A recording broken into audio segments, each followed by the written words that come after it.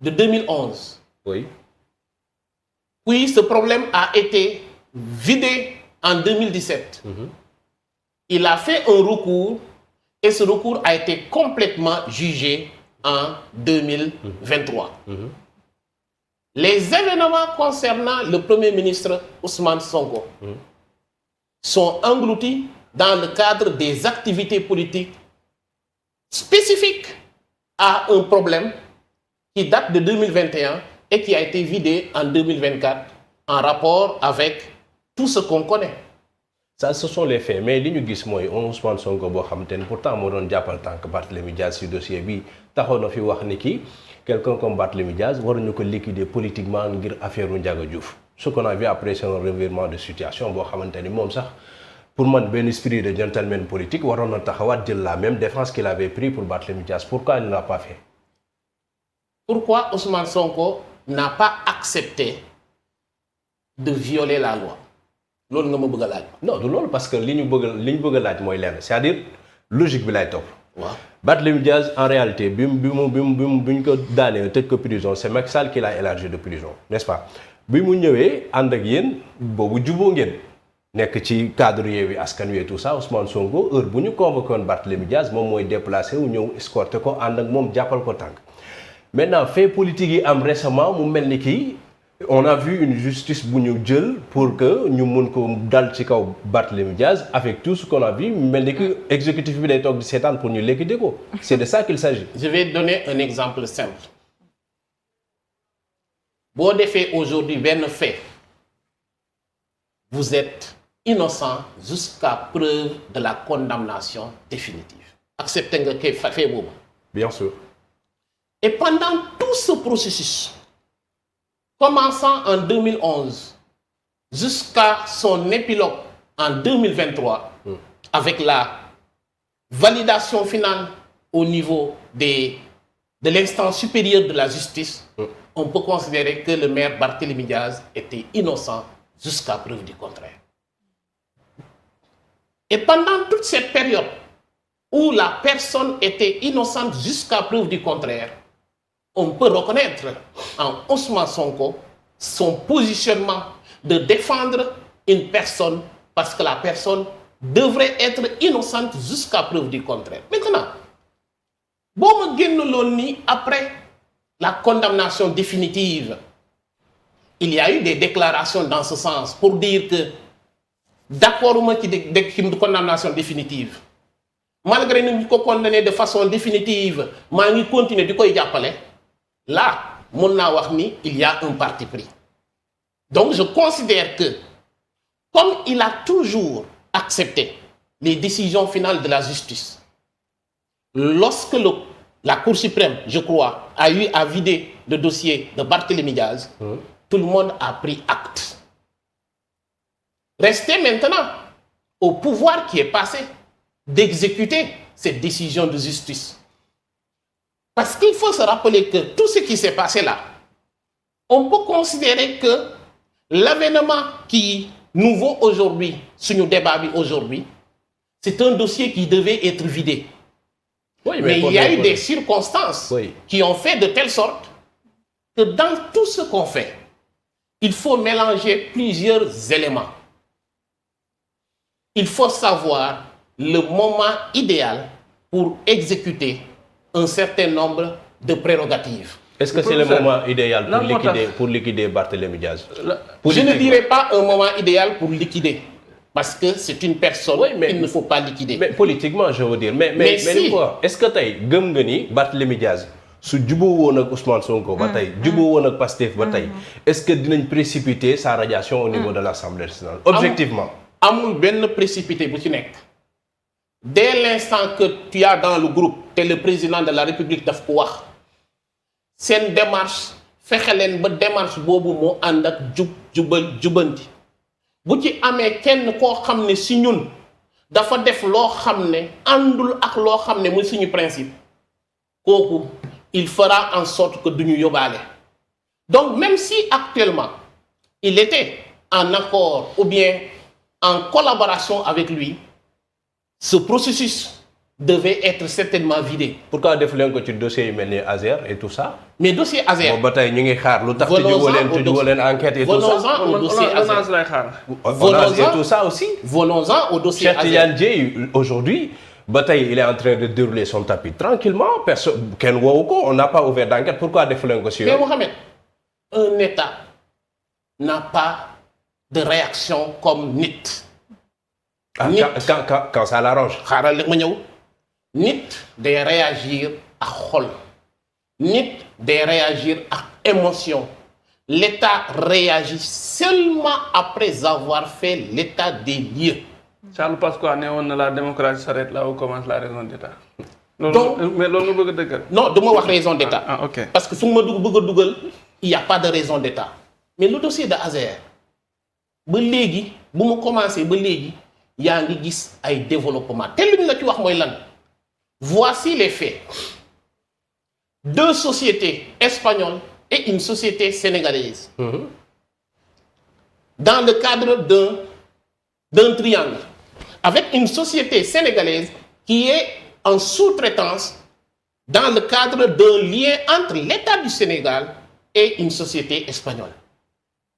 Les péripéties qui ont valu le manque de confiance ñëpp a ko dégg avec certainement des factures qui venaient certainement de façon inhabituelle sans fondement mais yooyu bu ñu taxee ba manque de confiance mu jógee ci espagnol yi ba bëggatuñu et que l'État en toute responsabilité ayant hérité un dossier qui est pareil c'est à l'État de procéder à un arbitrage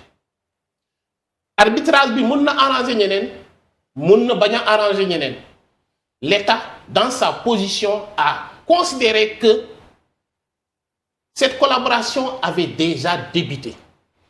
Des villages commençaient à en bénéficier. Dans le et cadre on de avait l'électrification deux du options. village.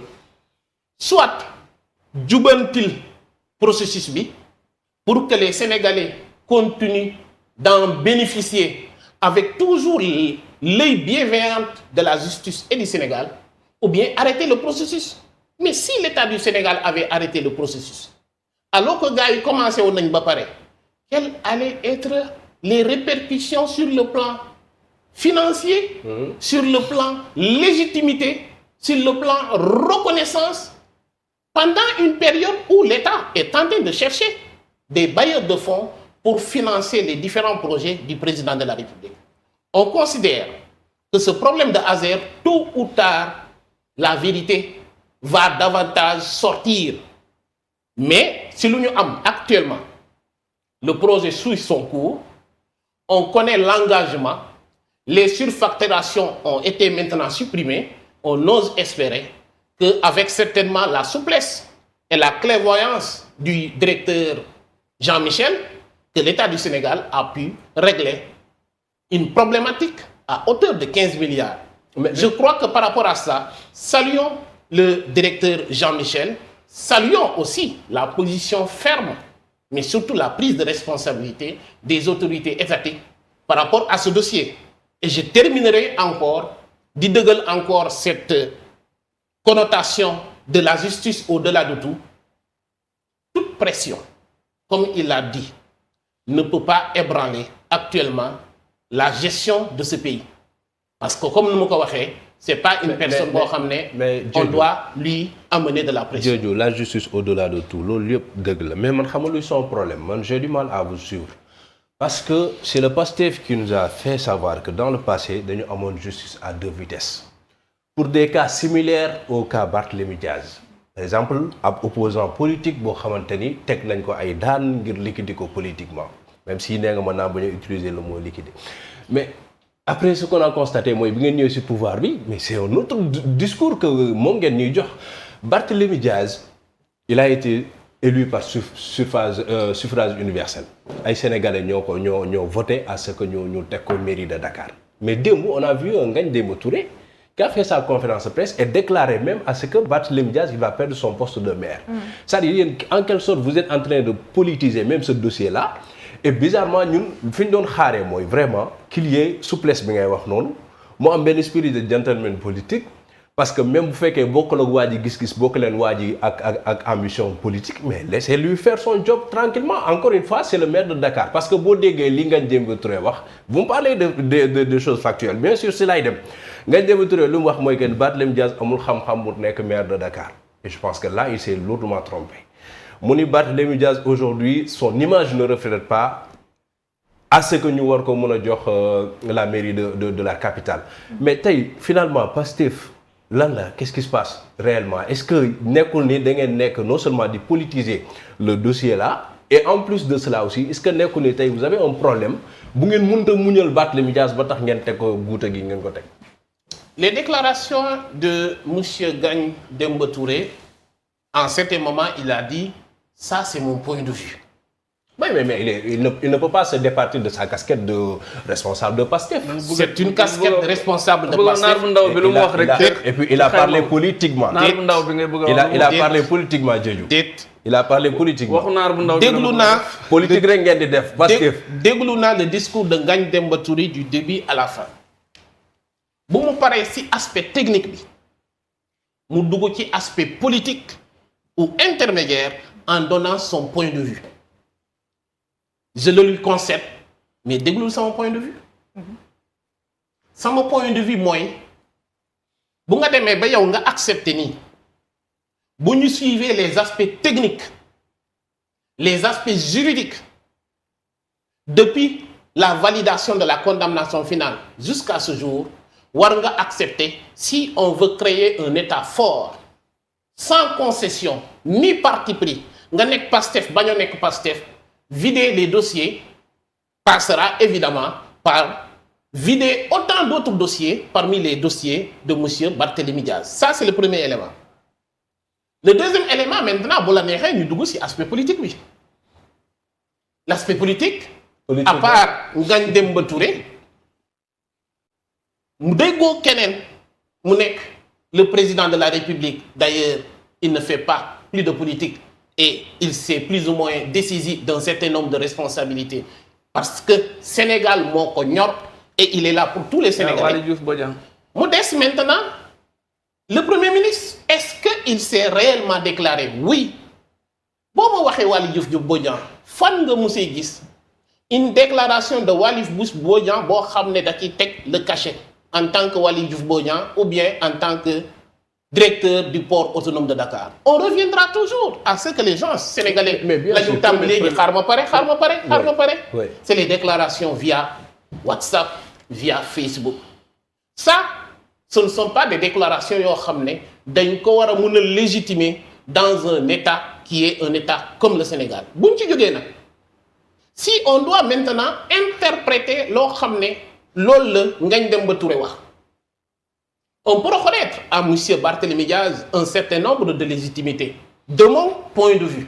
Barthélémy, il a une formation politique, tu as un code. Il parle de légitimité, hein? On peut lui reconnaître un certain nombre de légitimités. De mon point de vue. Étant quelqu'un qui a été à l'école du Parti Socialiste, oui, on peut le lui accorder parce qu'il y a une politique. Mais dans ma ne mu ngi transformer Dakar. waaw bu la neexee nga wax ko après nga wax ma fan la transformer xaaral ma pare. barki Demba Ndiaye Stade Marius Ndiaye bi gis nga ni mu ko relouqué. xaaral ma pare.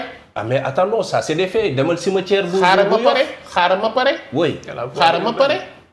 Dakar c'est soit da nga koy régler en miniature ou bien nga régler Dakar dans sa configuration générale. Et Dakar dans sa configuration générale mooy une ville boo xam ne. Pour taw mu ndaw c'est des inondations c'est le premier problème et qui est une urgence. Mais c'est pas un problème central aussi. Ce ne sont pas ces compétences. C'est pas un problème central du Dakar mooy taa. mais au-delà maintenant lu ngay wax comme inondation sax du compétence. mais au-delà lu ngay wax comme kii. revenons à la personne de monsieur Barthélémy Diaz. parce que nag comme nu nga ko waxee jusqu'à ce jour c'est le maire de notre capitale et certainement on lui reconnaît toute cette légitimité en tant que maire en attendant certainement que. lu ngay dégg loo xam ne ay rumeur kese moo fi am mais du ma ci commenter ay rumeur mais aussi il mérite tout le respect de toute personne moo xam ne mi ngi Dakar parce que jusqu'à ce jour c'est notre maire mais si on revient sur le plan politique on a décidé nous Pastef avec les partis qui nous accompagnent dans cette nouvelle alternance de faire un changement et une modification systémique. bu ma waxee systémique ci tubaab ci médecine mooy un changement boo xam ne même pepp karaw du ci rëcc. Mais si maintenant on décide un changement systémique, là je parle de politique, oui. Pas de technique. Monsieur Barthélémy Diaz, après les événements de mars 2021, oui. Il a choisi son camp politique. Il a choisi sa pensée politique. Et il a choisi, il me paraît, un positionnement politique qui est un positionnement qui devait diriger le Sénégal par toute autre entité, sauf PASTEF et toute personne boo xam ne day xalaat autour de cette vision du projet devenu maintenant une activité qui est devenue gouvernementale. Et dès l'instant que cette personne a choisi de s'arracher, parce que c'est le mot en fait qu'il faut utiliser, d'une entité politique qui est Yewwi Askan Wi, de s'arracher et de changer de camp. Si maintenant, il y a maintenant un système, boo xam ne on a une transformation systémique, Macky Sall, le président Macky Sall, warul dem en laissant tous ceux qui l'ont suivi dans cette dynamique. dafa war a yóbbaale baat. lu mu bëggoon ak lu mu yaakaaroon ak fu mu mënoon jëm Sénégal en 2024 ont décidé que yoon boobu baaxul. Sénégal dëggal nañ ko pendant les élections législatives et je considère actuellement que lépp loo xam ne Sénégal da ko rejeté à 54%. Sénégal da ko rejeté moyennant 130 députés. Barth doit soit se muter et certainement se retransformer dans une nouvelle dynamique politique. Ou bien Macky Sall daf ko war a gunge. te bu dee Macky Sall da ko war a gunge nag il doit certainement soit faire partie des politiciens qui vont être aussi bien progressivement dans l'oubli de ce qu'est APR, de ce qu'est Benno Bokk Yaakaar et ce qui est tout ce qui est Barthélémy Diaz. Professeur, la sentence est quand même politiquement très lourde, sans appel. Parce que beaucoup de gays, bon, c'est très profond quand il parle de système. Bon, mon système, am naa ci beneen lecture, mais je pense que mais beaucoup de gays, moi, il reconnaît à Barth sa légitimité politique. Et là, je pense que c'est indéniable. C'est être honnête.